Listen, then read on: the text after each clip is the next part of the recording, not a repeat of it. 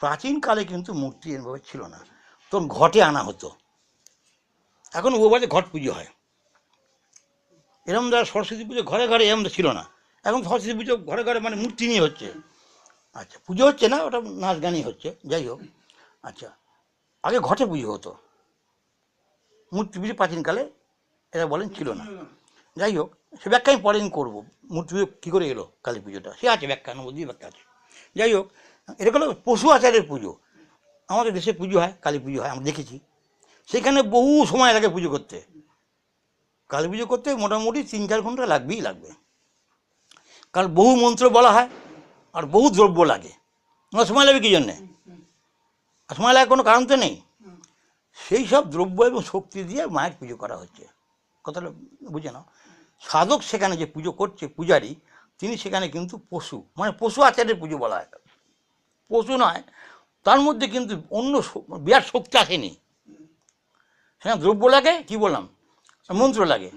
এইবার এর উপর হচ্ছে বিরাচারের পুজো, তন্ত্রের মতে পুজো বলা হয় ওটাকে, অন্য তন্ত্র, এই তন্ত্র না। সেখানে আমি যখন কোনো পুজো আমার গুরুদেব করলেন, কমই সামান্য পুজো করলেন, মন্ত্র বললেন, সেইখানে কিন্তু কারণ বাড়ি চাই, সেইখানে চাই, ওই ওই ঘরের মধ্যে, ওই মন্দিরের মধ্যে পুজোরই ছিল, আমরা ছিলাম। আচ্ছা, ওখানে পুজো হচ্ছে, বেশিক্ষণ লাগলো না, খুব 8 ঘন্টা মায়ের পুজো হয়ে গেল। তারপরে ওই সবাইকে কারণ বাড়ি দেওয়া হলো, আর জায়গা করে খুলির মধ্যে করে। আচ্ছা, আমরা খেলাম একটু করে সামান্য, সেই জীবনে প্রথম খেয়েছি, আর খাইনি কোনো দিনই, কোনো ব্যাপার কিছু নেই, সামান্য জিনিস কটটু খাওয়াবে। আচ্ছা, এটা হচ্ছে বিরাচারের পুজো, কি বললাম, তন্ত্র মতে বলে পুজোটা। এই পুজোতে দ্রব্য কিছুই লাগে না, সামান্য দ্রব্য লাগছে, আর সময় খুব লাগছে। মানে সাধক সেখানে বীর, কি বললাম বলো, সেখানে বেশি তো আগে ওগুলো করে এসছে, এগুলো প্রয়োজন কিছু লাগে না। এর উপর হচ্ছে দৈবাচারের পুজো, মানে সাধক নিজেই ভগবান, নিজেই দৈব, মানে দেবতা। ভগবান তো বললাম দেবতা, কি বললাম, সাধক নিজেই দেবতা। মামা খাবা, মায়ের পুজো করছে, মা ফুল নেই, মা ফুল নিয়ে নিচ্ছে, কোনো কিছুই নেই। মামা খাবা ছোটোবেলা থেকেই মায়ের মানে বিভিন্ন দেবদেবীকে পুজো করতো। জানো, গল্প আছে, মানে ঘটনা আছে ওর জীবনে। গাঁয়ের সব ঠাকুরগুলোকে নিয়ে আসতো চুরি করে করে, ওরা পুজো পেতো না, বাবা আমাকে তোরা পুজো কর, তো চুরি করে নিয়ে চলে আসতো, ঘরে বসে নে, শিব ফুল নে, তুই ফুল নে, সব ফুল নিয়ে নিচ্ছে। এটা কারো সাধক সেখানে নিজেই দেবতা, তার কিছু লাগে না, মন্ত্র নেই, তন্ত্র নেই, ইয়ে নেই, সেই নিজেই দেবতা। যেমন নাম কিনে মাকে পুজো করছেন, কোনো মন্ত্র কিছুতে নেই, মা ফুললে মা ফুল নিয়ে নেবে, মা মা খাবে, কথা বুঝে না। এটা গেল দৈবাচারের পুজো। এই 3 প্রকার পুজো কিন্তু পৃথিবীতে আছে, সেটা বলছি না আমি। এইবার আমরা গেলাম, ওখানে পুজো হয়ে গেল, পর 10টা 10টা বেজে গিয়েছে, আমরা গেলাম সেই শালকিয়াতে, ওখান থেকে গাড়ি করে 8 ঘন্টা উপর লেগেছে, দিয়ে তারপর চলে গেলাম শালকিয়াতে। বড় নতুন ঘর হয়েছে, সামনে বড় বারান্দা আছে, 2টো ঘর, স্পষ্ট মনে আছে। আমরা গেলাম, আমাদের খাতির বেশি, কারণ গুরুদেব এসছে ওদের, উপরে নিয়ে গেলাম বারান্দা, আরও লোক আছে, বসে আছি। একটা ঘরে পুজো হচ্ছে, আর পাশে একটা ঘর আছে, মাঝে একটা মানে দরজা আছে। নতুন বাড়ি, নতুন ঘর করছে, ঘরের জন্যই করছে, মানে দোষ কাটানোর জন্য, কি বললাম, ও করে, মা কালী পুজো করে, ঠিক হলে নিশ্চয়ই করা যাবে, যদি ঠিক পুজো হয়। ঠিক পুজো হয় কোথায়? ঠিক পুজো আমি বলিনি, মায়ের কথা, তাহলে ঠিক পুজো হলেই হবে, কেন হবে না? এটা শোনো না কেন। এইবার আমরা বসে আছি, অবগত মানে যার সমাজ যায় বললাম, যার ভর হয় সে বসে আছে। আমরা দেখি 4 জনা পুরোহিত রয়েছে, অবাক কাণ্ড, সবাই কিন্তু সন্ন্যাসী, সবই স্বামীজি ওদের এনে দিয়েছিলেন। আচ্ছা, একজনা মন্ত্র বলছে বই থেকে, আর একজনা সেটা উচ্চারণ করছে। সামনে বড় একটা মূর্তি, অনেকখানি উঁচু মূর্তি, আর মায়ের মূর্তি আছে, মাটির মূর্তি। আচ্ছা, মন্ত্র বলছে আর ও বলে দিচ্ছে, ও করছে, আমরা দেখছি তাকে দেখে, আর অনেক লোক আছে ওই বারান্দার মধ্যে আমরা আছি। ওটা না, ওটা পশু আচারের পুজো। আচ্ছা, এইবার আমি তো পুজো দেখেছি আর বাড়িতে দেশেতে সেরকম পুজো হচ্ছে। আচ্ছা, এরকম করতে 4টে বামুন, 2টো বামুন চাই, একজন বলে একজন পুজো করে। এখানে 4টে ভবন আছে। না, আরেকজন জিনিসগুলো জোগাড় করে দিচ্ছে, সব সব জিনিসগুলো এগিয়ে দিচ্ছে, ওরা পাশে বসে আছে। 4টে সন্ন্যাসী রয়েছে। দিয়ে তারপরে পুজো করতে করতে হঠাৎ আবাকস বলছে, মা এসছে, মা এসছে, চিৎকার করে উঠেছে। ওই আবাকস, যার মা আসে, যে মায়ের সাথে না সিদ্ধ, আমরা বুঝতে পারিনি তো, আমি করে বুঝবো, আমার তো সে চোখটা নেই।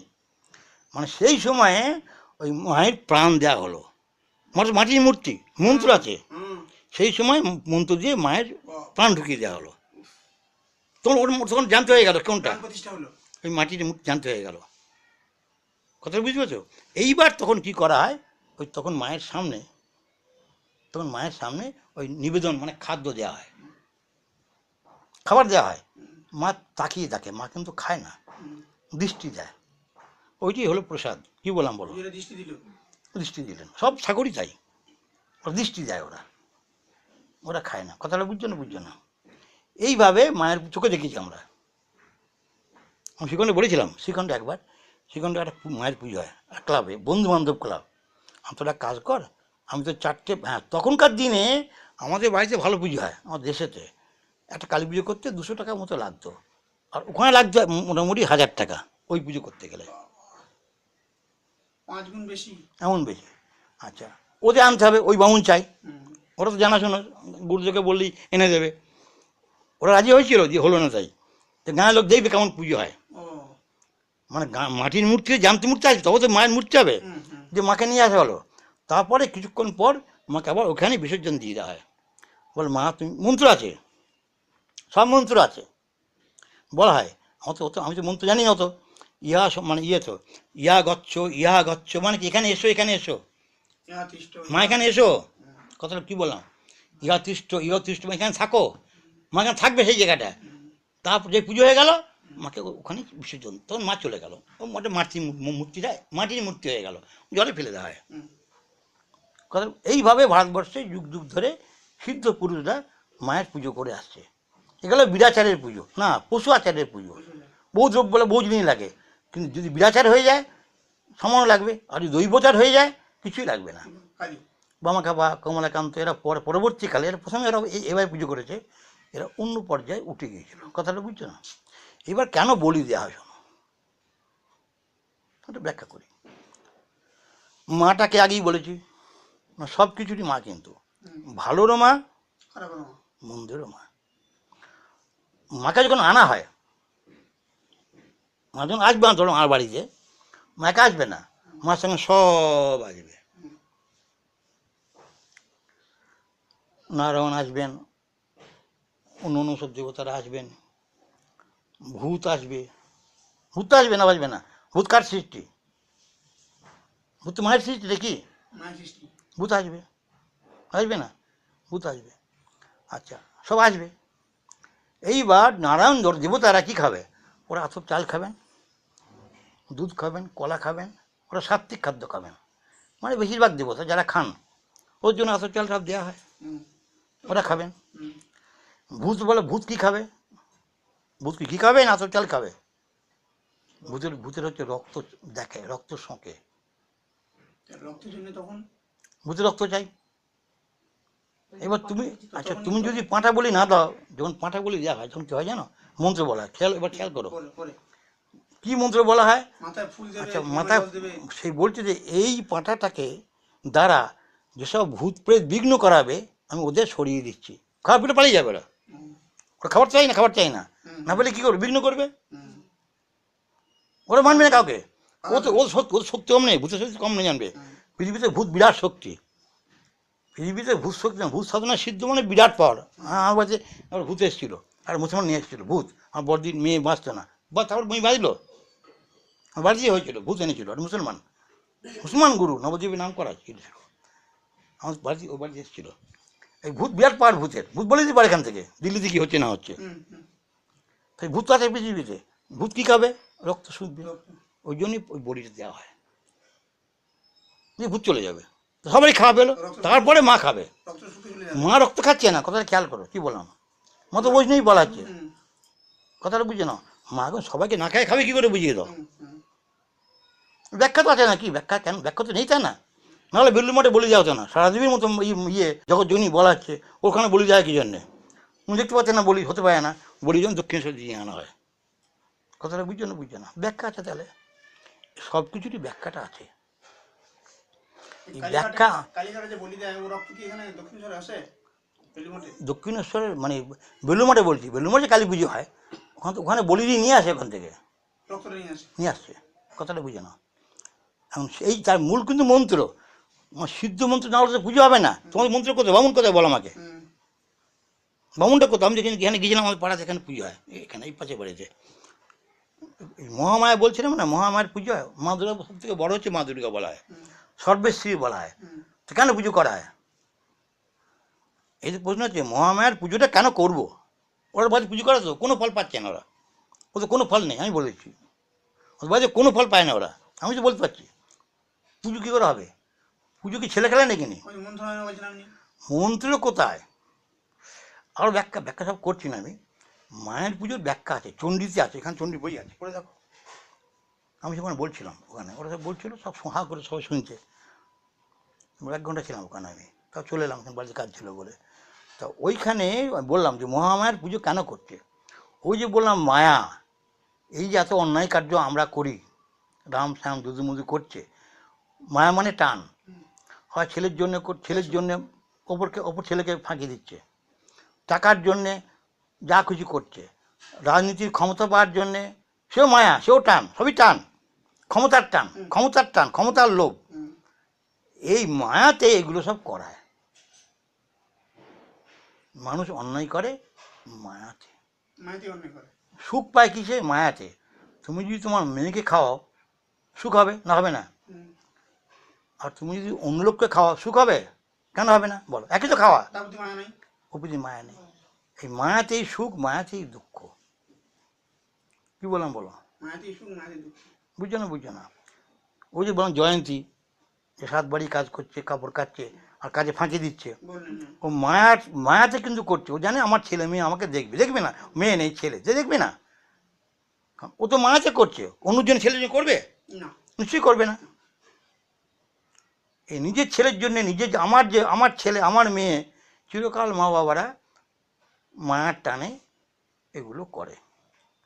প্রাচীনকালে আমাদের নিয়ম ছিল যে বেশিরভাগ লোকেরাই এই মায়া থেকে সরে আসার জন্যে সংসার থেকে সরে যেত। সংসারের থেকে মায়া থেকে সরে আসা খুব কঠিন। আমি চোখের সামনে দেখছি আমার ছেলে কষ্ট পাচ্ছে, মেয়ে কষ্ট পাচ্ছে, আমি ঠিক থাকবো, এটা কিন্তু খুবই কঠিন, খুব কঠিন। স্কুলে আমাদের ছিল গোসাই বাবু, মারা গিয়েছে, মাস্টারমশাই। ছেলে মারা গেল জল ডিবে, কোনো ভ্রুক্ষেপ নেই। সে তো রেয়ার কেস, সে পাওয়া যাবে না, এরকম হয় না। সেই জন্যই প্রাচীনকালে একটা বয়স হয়ে গেলে বলছে 50 ঊর্ধ্বে বনং ব্রজেত, মানে একটা বয়সের পর বনে চলে যাও। এখন তো বনও নেই, যাওয়া যাবে না। আগে লোকের স্বাস্থ্য ভালো ছিল, মানে শরীরে গোলমাল এত ছিল না, বনে গিয়ে সে তপস্যা করবে। সংসারে থেকে মায়া থেকে সরে আসবো কঠিন। সংসার থাকলেই ঝামেলা, আজ নাতি, কাল নাতনি, কালকে পুঁতি, কাল লাগবে। এখন তো এখন বেশি মায়া হয় বুড়ো বয়সে, কারণ লোকে 60 বছর পর পেনশন পায়, আরও বেশি টান সংসার দিকে হয়। এখন সবারই তাই হচ্ছে, বেশি টান হচ্ছে। আচ্ছা, ফলে সে বেশি মায়া জড়িয়ে পড়ছে, আর সেই ছেলে মেয়ে দেখবে না। আজকালকার দিনে ছেলে দেখছে, 90% ছেলে দেখে না বাপ মাকে। অসহায় বাপ মাই কত শুনছি, আমি শুনি তো। ছোল রেখে কলকাতায় সব বড় বড় ফ্ল্যাট করেছে, স্বামী স্ত্রী বিরাট চাকরি করতো, ছেলে বাইরে থাকে, হয় লন্ডনে, নয় আমেরিকায়, না অমুক বাইরে। কেউ দেখবে? ছেলে কেন বসে থাকবে মায়ের কাছে, বাবার কাছে? চাকরে মানে লোক রেখে দেবে, রান্নার লোক। এখন তো নেই, সারাদিন অসহায় চুপচাপ বসে থাকবে, কষ্ট, মানে ভয় মরার মতো কষ্ট। সবাই একটা মেয়ে ছিল কবছর আগে, প্রেসিডেন্সি কলেজের প্রফেসরের স্ত্রী, প্রফেসর যা অবসর নিয়েছেন, তিনি তো মানে বহু ছাত্রপত্র নিয়ে থাকে, আর ওর কোনো কাজ তো নেই, চুপচাপ বাড়িতে একা আত্মহত্যা করলো, প্রেসিডেন্সি কলেজের একটা প্রফেসর। এইভাবে জীবনটা হয়ে গিয়েছে নরককুণ্ড। যতদিন কাজ করছো ততদিন ভালো থাকবে, কাজে রয়েছে তো। যেই কাজ চলে গেল, ছেলে পিলে বড় হয়ে গেল, মেয়ের বিয়ে হয়ে গেল, বাইরে চলে গেল, ছেলে একটা একটা মেয়ে। আচ্ছা, এইবার সে কী করবে? বুড়ো বুড়ি এখানে এসেছিল কদিন আগে, ওরই মাস্টারমশাই, ওই আলোচনা হচ্ছিলো, তার বয়স 78 প্রায়, খুব ভালো লোক, বুড়ো বুড়ি একজন তো মরবি আগে, আরেকজন বলে কী করবে? চুপচাপ মেয়ে বিয়ে হয়ে গিয়েছে। এই যে ধরো এই যে অসহায় অবস্থা আগে ছিল না। আগে নাতি নাতনি পুত্র, যেমন ওর কাকা কী নিয়ে আছে বলো? ভগবান নেই কিন্তু নেই, ওই লাড্ডু গুড্ডু অমুক জলি জলি এদের নিয়ে আনন্দে আছে। আগে তাই ছিল, মানে প্রাচীনকালে না, মাঝে তাই ছিল। কিন্তু নাতি নাতনিকে নিয়েই না দাদু দাদিদের কাটতো, সময় কাটতো। এখন তো নাতি নাতনি নেই, সে তো বাইরে থাকছে। ছেলে এসে ছেলেকে রেখে দেবে কি দাদুর কাছে? রাখবে না। একটা ছেলে বাইরে পড়াবে, নিয়ে চলে যাবে। এইবার মা বাবার কী হবে? আমি তপনকে বলেছিলাম, ও শুনবে না, ওরা তো মানুষ না। আমি কত বললাম, মহারাজ কত বকলাম। মহারাজকে এসেছিলো, মহারাজের মানে দিলীপ বউকে বললাম, তোমার কী বলো, তুমি কী হয়েছে বলো আমাকে। তুমি মা হয়েছো, তোমার বাড়ির কোনো কাজ নেই, কর্ম নেই, তুমি কেন বিজ্ঞান পড়তে পারো নি? যে কোন কোন খাদ্য খেলে আমার শরীরটা ভালো থাকবে, কোন ভিটামিন, তুমি জানো তো, লেখাপড়া জানো, তুমি কেন বাড়িতে পড়োনি কেন? তোমার ছেলে সারা জীবনে কেনটা লাগবে? তোমার কোন খাদ্য প্রয়োজন? তোমার সারা যে রোগে পরিপূর্ণ হয়ে গিয়েছো, কত ওষুধ তুমি খাবে? যে কোন খাদ্যে যে অভাব হচ্ছে, বই আছে, পড়তে পারো না। ঠাকুর নিয়ে 2 ঘন্টা কেটে যায়। ঠাকুর তোমার কী করে বলো, কী করেছে বলো? ঠাকুর কিচ্ছু করবে না, কারণ তোমার ওই ঠাকুর পুজো হয় না, ওভাবে পুজো হয় না। সব থেকে সংসারের কর্তব্য আগে। আমি মা হয়েছি, আমার একটাই মাত্র ছেলে, তাই নাকি?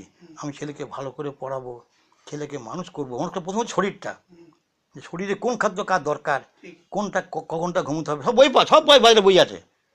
আমি বই কিনে দিয়েছিলাম আলোদের বাড়িতে, এখন আছে বাজে বই, পুষ্টিবিজ্ঞান বই, নিজের টাকা দিয়ে বই কিনলাম, কলকাতা থেকে নিয়ে এসে ওকে দিয়েছি, ওর মাকে দিয়েছিলাম, ওর মাকে পড়াতাম, মা পড়া দিত আমাকে। আরও তো বাড়িতে পড়বে না, পড়েনি, বলছে বইগুলো পড়ে আছে। যে কোন খাদ্য খাওয়া দরকার, কি করে এই তেল সব, এই যে আমাদের আজ রান্না করেছে, তুমি খাবে দেখবে, সব গরম জলে ধোয়া। বেগুন, তারপরে কপি নিয়ে এসছে, একটা কপি ছিল কালকে, আর তোমরা আসবে, আগে তো জানা যায়নি, আর কপি আনতে হবে। এই কপিটা গরম জল ধুলো, আবার ফের গরম জল করলো আমার সামনে, তো আমি তো পাচারি করছি। আচ্ছা বেগুন গরম জলে ধো, বেগুনে ভয়ঙ্কর তেল দেয়, বেগুনে রোজ তেল দেয়, রং তো না, রং এখানে মেশে না, সে কলকাতায় দেয়, এখানে দেয় না, এখানে দেয় না, এখানে ধর পড়ে যাবে। আচ্ছা ওটা আমি জানি তো, আমি দেখেছি চোখে, আমি চোখে দেখেছি, নবদ্বীপ স্টেশনে করছে, আমি দেখেছি চোখে, যে আমি লোককে বলেছি, আমি বললাম যে প্রকাশ্যে করছে, আমি একটা আমি বললাম সেই ইয়েকে, ফলের দোকানটাকে, 2 নম্বর প্ল্যাটফর্মে, বহুদিন আগে, বছর 20 আগে। আচ্ছা যে তোমরা বলতে পারছো না প্রকাশ্য ইয়ের মধ্যে পটলে দিচ্ছে, বেগুনে দিচ্ছে না? ও বলছে হ্যাঁ বলবো, আমাকে নিজে বলবো আপনার সঙ্গে চলুন, প্যাক দিল আমাকে, আমি যাবো না, ঠিকই বলেছে, গেলে আমাকে মেরে দেবে ওরা। আচ্ছা পুলিশ ওর হাতে আছে, আচ্ছা এসে সবাই দেখছে তো, প্রকাশ্যে করছে তো, কিচ্ছু হবে না, দুধের মধ্যে ইউরিয়া মেশাচ্ছে, ওই দেখেছে ইউরিয়া মেশাচ্ছে, কারণ আমাদের দুধ ফেটে যাবে। বলতে চল, তখন তো এখানে বিএসএফ ছিল, আসামে হাতে পায়ে ধরে না বলে না, আমাদের এত দুধ ফেটে যাবে, নালিশ করে না, হাতে পায়ে ধরে না টিভিতে দেখালো, সেদিন দেখেছিল, টিভি দেখালো যে, কিন্তু কোনো ব্যবস্থা হয়েছে কাজ বন্ধ। আচ্ছা যাই হোক, ও দুধ খেতে নেই বাইরে, আচ্ছা আমার তো ভালো দুধ দেয়। আমি কথাটা কি ওটা ছেড়ে দাও, যে এই যে মানে সংসার যে কষ্ট দুঃখ যেটা বলছিলাম, যে কী করে কষ্টটা কমবে, হ্যাঁ আচ্ছা সে মারবি, এটা হবে। আচ্ছা ওটা তো বাদ দাও, যেখানে মা বাবা, সংসারের যে ভিত্ত মা বাবা যদি ছেলে মেয়েকে কেটে গঙ্গায় ভাসাতে পারে, তাহলে সেখানে আর কাকে তুমি ধরবে? সংসারে বাবা মা সব বক্তব্য কী ছিল, যে বাবা মা সবসময় চিন্তা করে ছেলের জন্য, সব বাবা মাই করে, ডাকাত সেও করেন। পৃথিবীতে এমন বাবা মা পাওয়া যাবে না, খুব কম, যে ছেলের জন্য চিন্তা করে না। ইদানিংকালে দেখা যাচ্ছে না, কথাটা মিথ্যে, বাবা মা কিন্তু ছেলেকে মেরে ফেলতে পারে সামান্য স্বার্থের জন্যে, টাকার জন্য মেরেছে বা অন্য কোনো কারণে মেরেছে। ওই তো বললাম, আমি দেখেছি তো, আমি তো এখন না, আমরা এখন টিভি দেখি না, রিয়া